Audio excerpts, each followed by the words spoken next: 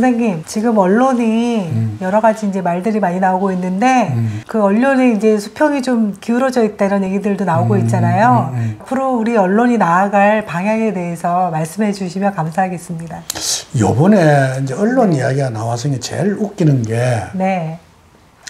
MBC 기자가 그 한 번은 대통령 도어 스태핑을 할 때 공격한 일로 인해서 그걸 중지하게 되었고, 네, 중지됐죠. 예, 두 번째는 대통령 전용기에 태우지 않았다고요.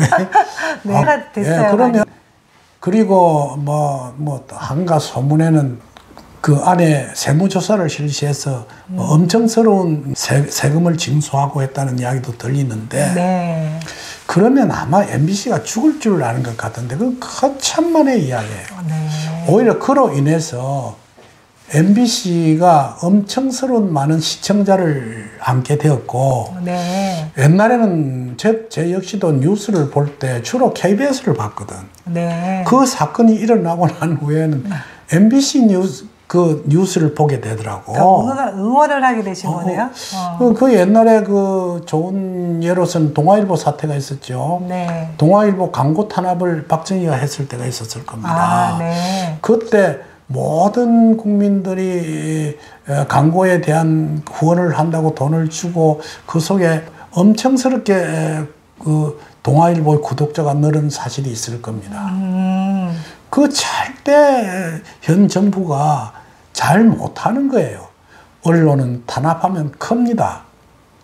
그리고 지금 현재 유튜브라든지 라디오에 하고 있는 정치 토크는 예를 들어 MBC 스트레이트 같은 것은 국민들이 엄청스러운 지지를 받고 있거든요. 네. 뿐만 아니라 뉴스타파 같은 건요, 전혀 광고 방송을 하지 않는데도 국민들의 순수한 후원금을 가지고 해도 사실은 방송계에서는 히로인으로 찍힐 정도가 되었다고 해요.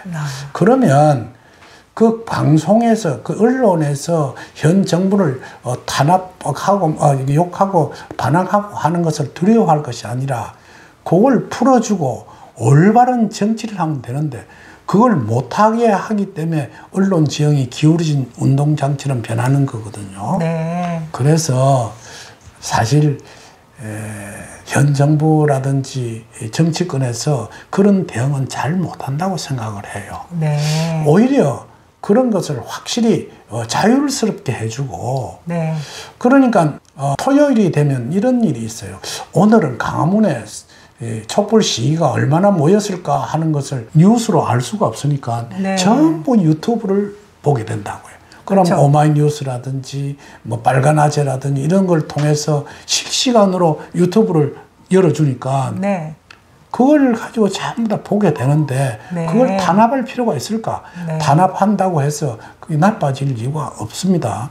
뿐만 아니라 지금 시국선언하고 있는 것도 전부 다 가로막고 있거든요. 네. 그런 일들은 하지 말았으면 좋겠다는 생각이 들고, 언론 지형은 자율에 맡기면 오히려 그 평화스러워지는데 네. 공권력으로 그걸 막으면 더욱더 부풀어 올라서 커지기만 한다는 사실을 꼭 알았으면 좋겠습니다. 역경에서 허허실실이라는 것이 있거든요. 네. 허한 것에 실한 것이 있고 아주 단단한 것에 허한 것이 있느니라 했어요. 그게 음가영의 법칙을 꼭 알아서 현 정부가 언론을 좀 이렇게 언론을 열고 그의 올바른 정치를 했으면 좋겠다는 생각이 듭니다. 네, 선생님 좋은 말씀 감사드립니다. 네.